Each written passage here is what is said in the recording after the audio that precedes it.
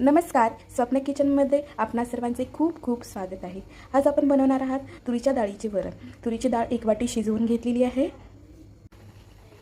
छानपैकी तेल तापलेले आहे। मोहरी घालूया, जिरे घालूया, त्यानंतर ठेचून घेतलेला लसूण, त्यानंतर कढीपत्ता, त्यानंतर टोमॅटो,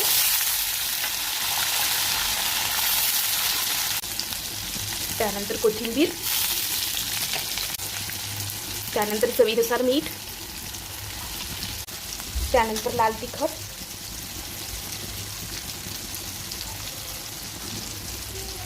थोडं तेलामध्ये परतून घेऊया।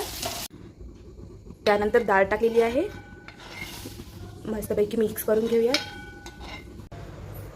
छानपैकी झटपट वरण तयार झालेलं आहे। आवडले असेल तर नक्की लाईक करा।